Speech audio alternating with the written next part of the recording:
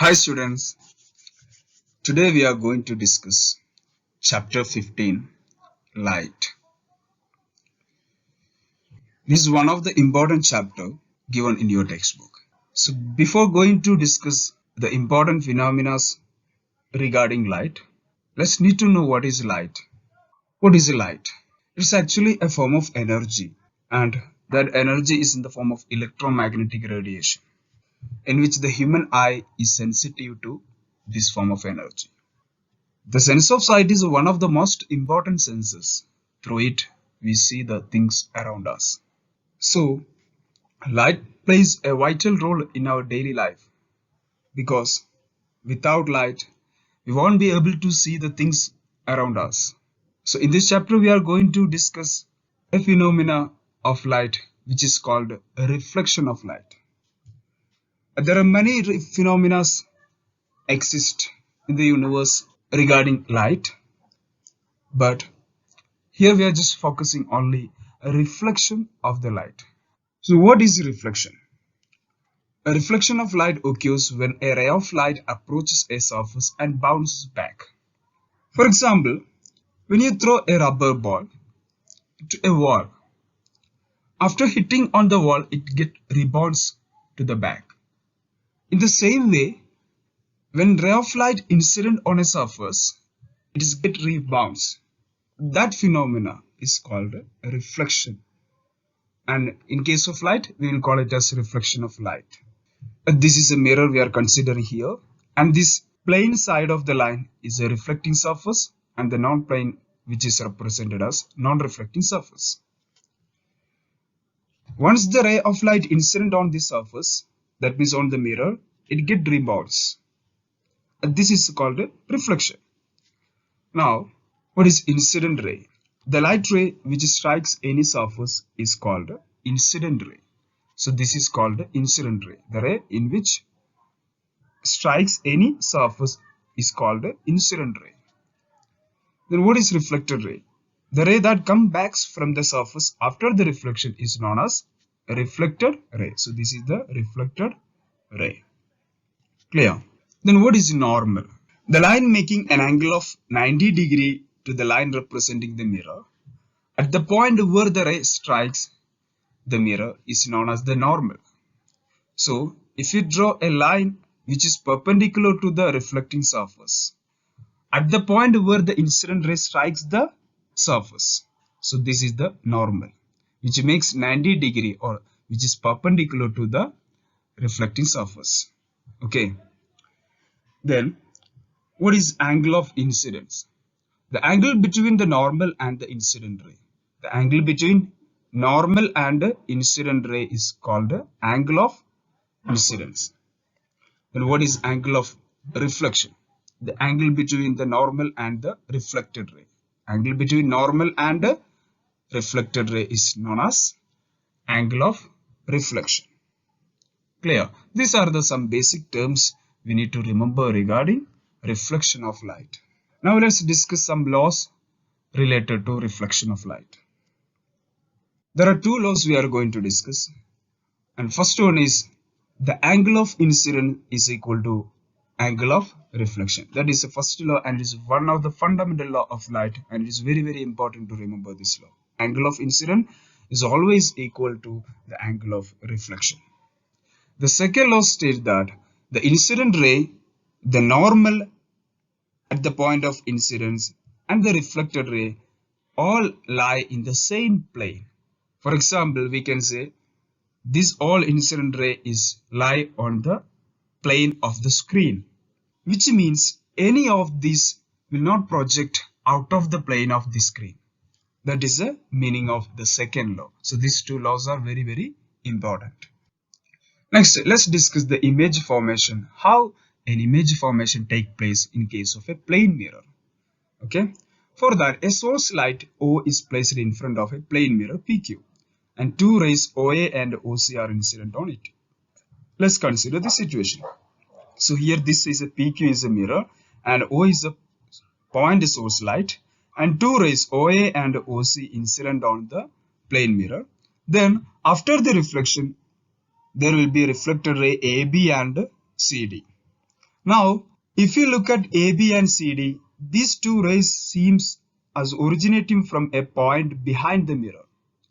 And if we represent this imaginary line by a dotted line, we will get an intersecting point at the eye.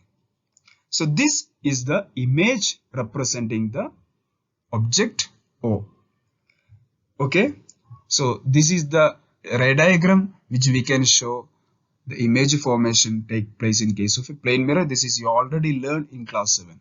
What is the nature of this image? This image is erect. That means it is not inverted or upside down. For example, when we look at the mirror, we can see our face as in the same alignment which we see. Next one is the size of the image is same as the size of the object.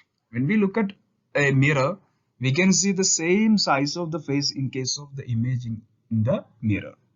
So that means the image we are seeing in the mirror will have the same size that of the object.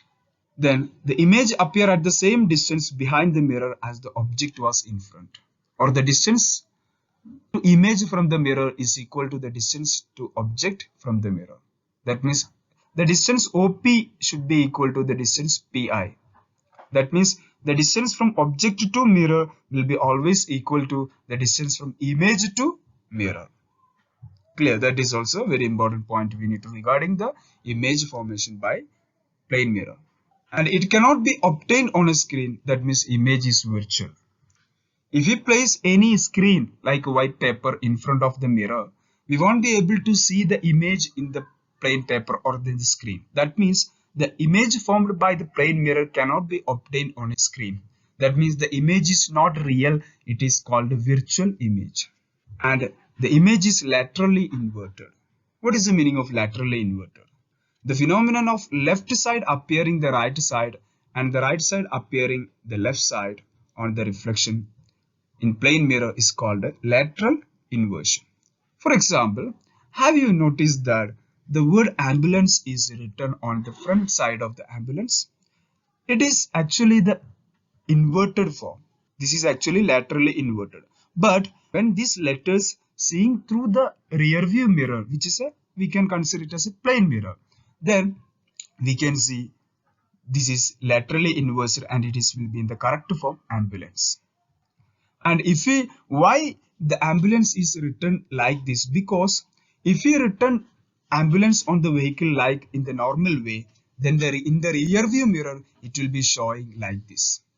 So to avoid that, it will be written in like a laterally inverted. So when we see through the rear view mirror, again it will be laterally inverted so that it will become in the original alignment. Okay. So this is regarding about the image formation by a plane mirror. There are two types of reflection we are going to discuss here. One is regular and irregular reflection.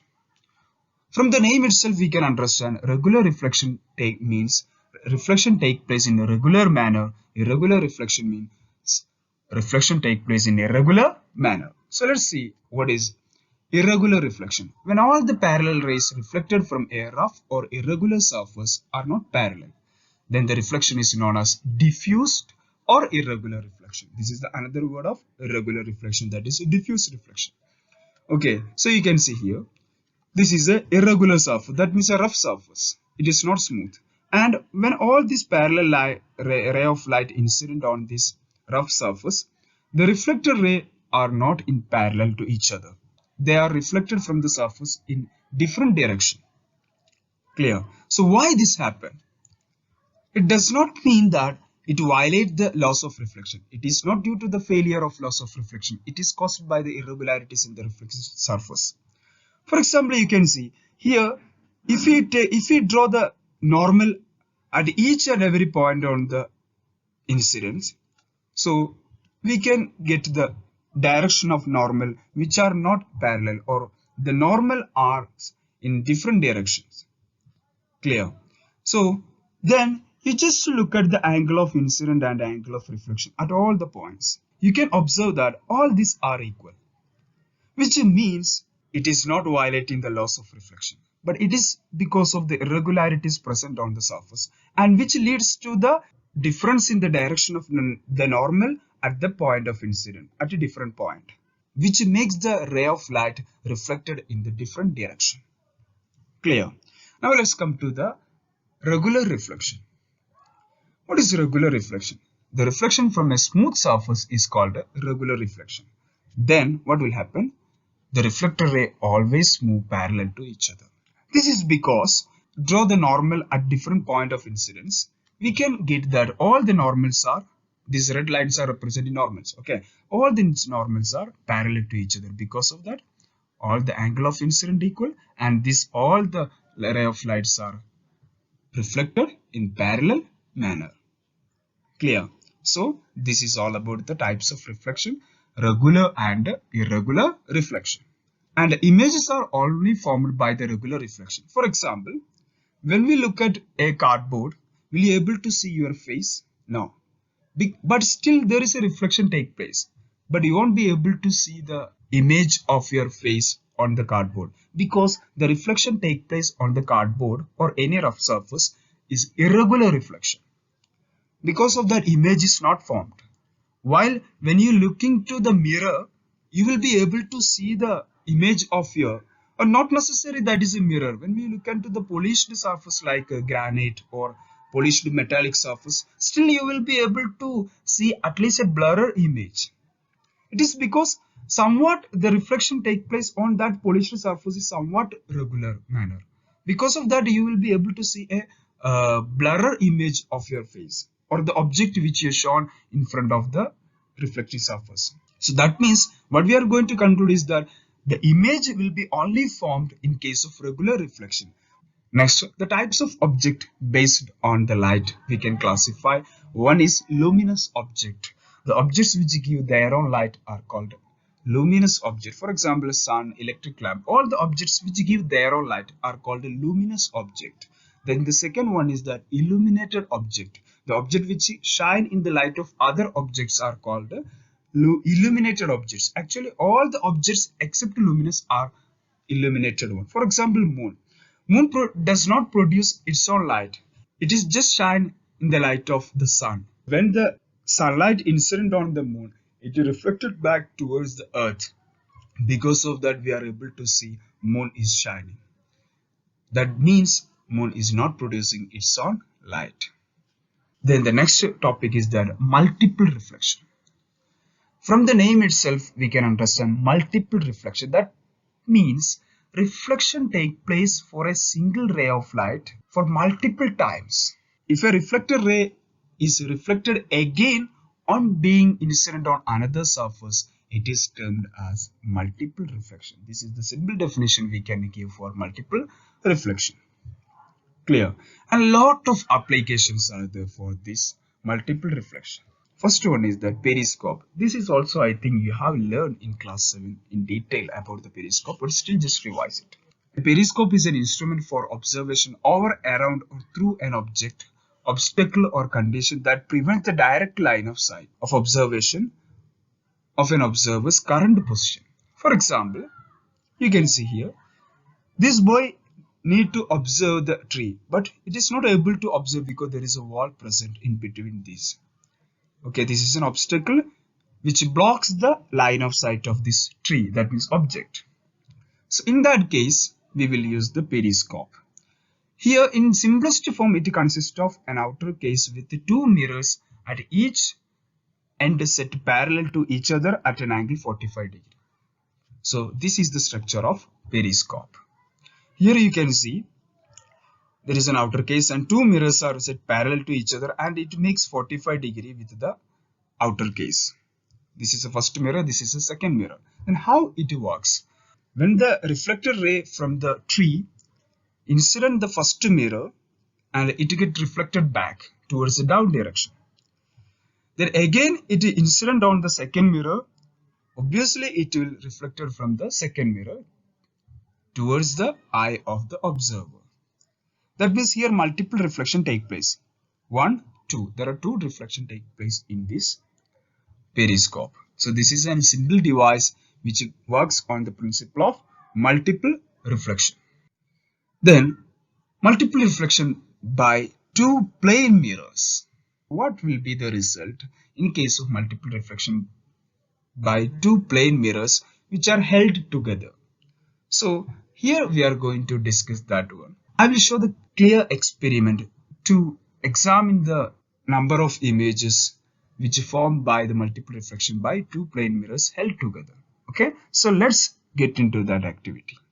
So now we arrange two mirrors which makes 45-degree, okay, between them. So now I'm going to keep one object in front of this. Let's see the number of images formed. Just look at here. 1, 2, 3, 4, 5, 6, 7 images formed. Okay, one image is not clear at the center portion, but still there is also an image. It is not getting in camera clearly. This is object, okay, don't count this one. The others are image. Okay, so there are total of 7 images. Clear? These 7 images or the multiple images formed due to the multiple reflection take place between the two mirrors. Clear? And it depends on the angle. Now let's repeat this activity with keeping these two mirrors, making another angle. Now we rearrange this mirror, okay, two mirrors, which makes an angle of 60-degree. Okay, now I am going to place an object in between these two mirrors. Let's see the number of images formed. There are 5 images formed. Okay, clear, which makes a beautiful pattern. Clear? Except this is an object and there are other 5 images formed. Clear? That means when the angle increases, the number of images are formed is decreasing. Now again we made these two mirrors which makes 90-degree. Okay, so let's check how many images are formed. You can see 3 images formed. Clear? Again, the number of images reduced when I made the angle become more wider. Clear? Now I rearranged this mirror to make an angle of 120-degree in between these two mirrors. Let's see how many images are formed. You can see here only 2 images. Other than this object, there are 2 images formed. Clear? Again, the number of images reduced. That means when the angle increases, the number of images formed due to the multiple reflection is reduces. So on the basis of this observation at a different angle, we can make a general formula, that is number of images formed is equal to 360-degree divided by the measure of angle minus 1. Okay, just to verify this formula by the result obtained in the above situations. Now I just made a setup, that is 2 mirrors parallel to each other. Okay, now let's see how many images are formed when 2 mirrors placed parallel to each other. Let's see here. I'm going to place one object here. Okay, let's see through the second mirror how many images are formed. You can see here there are infinitely many images formed. Okay, we are not able to see the complete one. There are infinitely many images are formed. Clear? So that is a conclusion we have to make, that is when 2 mirrors placed parallel to each other, infinitely many images are formed. This is the important thing you need to remember.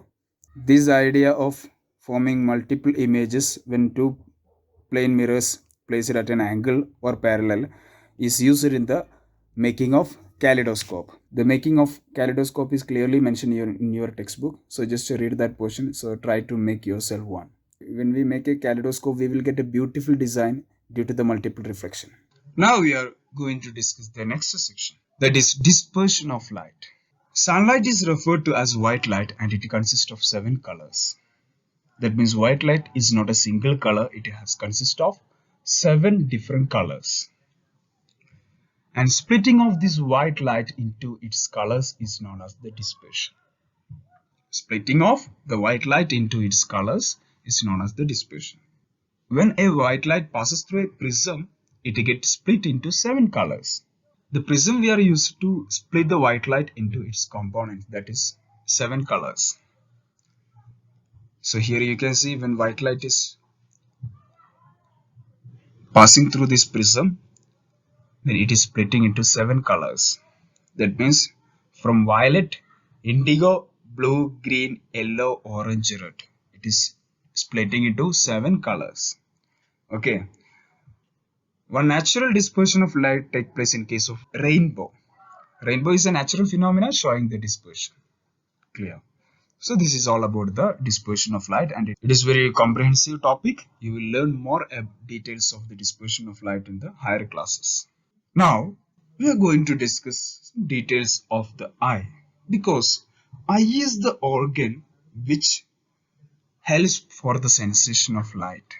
So it's very important to know basic structure of the eye. The eye has a roughly spherical shape. That means it's not completely a perfect sphere, and the outer coat of the eye is white. You already know that outer coat of the eye is white. It is tough so that it can protect the interior of the eye from the accident. Clear. So it is very tough surface. So this is the structure of the eye. Let's discuss one by one. Its transparent front part is called cornea. Okay. There is a transparent circle portion which is called cornea. Okay. And the dark muscular structure behind the cornea is called iris, which is dark in nature. It is present behind the cornea. Okay. And the iris is a part of the eye which gives distinctive color. When we say that a person has a green eye, we refers actually to the color of the iris. Let's see here. This dark portion, it is not the color of the outer portion. It is actually the color of the iris. So if it is here, it is green, then the color of iris is green. So the iris is the part of the eye which gives the distinctive color of the eye. Then the small opening in the iris is called pupil. Here you can see a small opening in between iris, that is called pupil. So when we look at the eye, we will observe it as a dark spot. Okay, that is called pupil. And the retina, that is a very important part of the eye, the layer of nervous tissue that covers the inside of the back 2/3 of the eyeball. Here there is a nervous tissue layer present in the eye which covers almost 2/3 of the eye in the back wall. That is called a retina. Clear? And there are a lot of nervous tissues present. The iris controls the amount of light entering into the eye. Here you can see, when the eye is exposed to the bright light, it does not require much amount of light. Because of that, the iris relaxes and the size of the pupil becomes small. When the eye is exposed to the dim light, then large amount of light should be entered into the eye.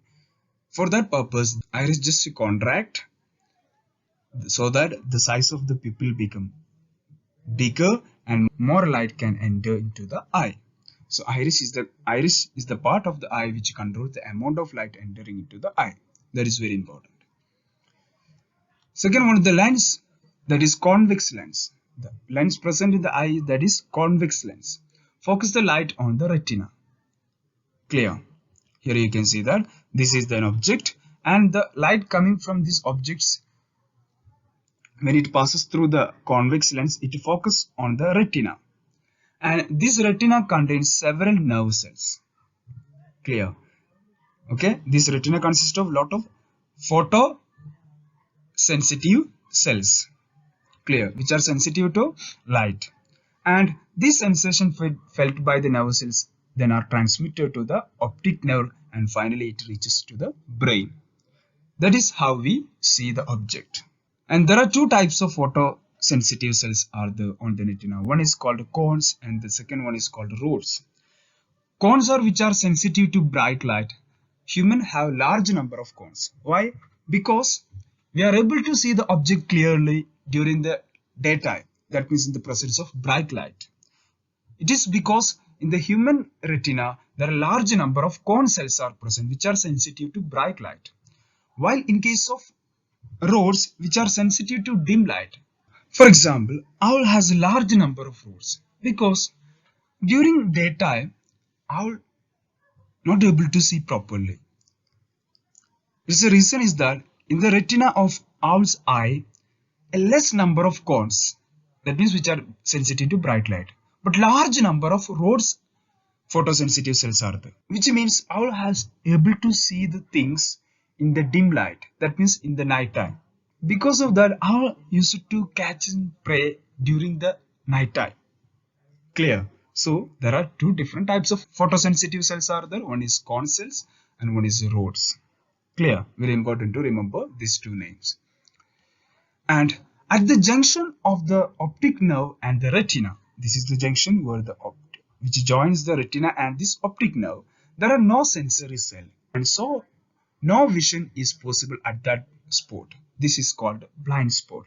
Suppose if the focused light incident in this portion, this is called blind spot. Clear?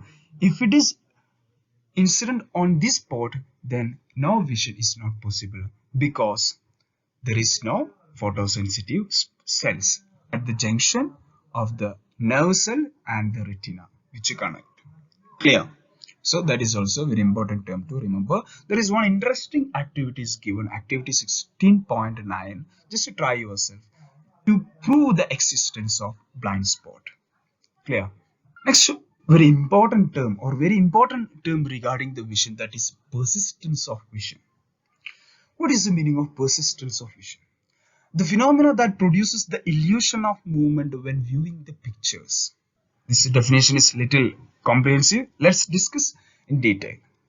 The impression of an image does not vanish immediately from the retina. Once it is impressed on the retina, it does not vanish immediately. It persists there for about 1/16th of the second. Clear? It persists about 1/16th of the second. Which means it is if still images of a moving object are flashed on the eye at the rate faster than 16 per second, then the eye perceives this object as moving. That is called persistence of vision. That means if we are able to see, a simple example is that when a fan is working, during that time you will not be able to see the leaf of the fan. Usually a fan has 3 or 4 leaves, but you won't be able to see the 4 leaves distinctly, and you will be able to see it is like a circular disc. It is actually because of the persistence of vision. In movies, the movies that we are actually see a number of separate pictures in proper sequence, and they are made to move across the eye usually at the rate of 24 pictures per second, or simply we will call it as 24 frame per second to 60 frame per second. So this is actually possible due to the phenomena of persistence of vision, because the videos which we are seeing, that is not a continuous moving object. It is actually consists of lot of still images, and when this still images moves across the eye with a rate 24 pictures, at least 24, the minimum you can check in your mobile phone camera that the quality of the video, that so that you can see that 24 frame per second or 25 frame per second or 30 frame per second, like that you can see. It is just to represent that when you watch the video which taken from your mobile phone, there are 24 still pictures will move across your eye in 1 second, and this makes the moving picture. Actually the picture is static, still picture, but when it moves at the rate of 24 frames per second, then only that we will see that is continuously moving. Okay, and it is depend on the quality of the camera. The frame per second will be greater from 60, and there are some cameras which are available more than 64 frames per second also. Clear? So this is all about, you need to know about the persistence of vision, and one activity is given, that is 16.10. You can try yourself. That activity is very simple. You can make the material which is required to perform that activity by yourself and try it. Okay, next we are going to discuss the defects which affect the vision. Clear? First one is myopia, that is called nearsightedness. A person with myopia can see nearby objects clearly but cannot see distant object distinctly. That means a person can see nearby objects very clearly but cannot see distinct objects clearly. This defect is called myopia, or we will call it as nearsightedness. And this defect can be corrected by using a convex lens. Clear?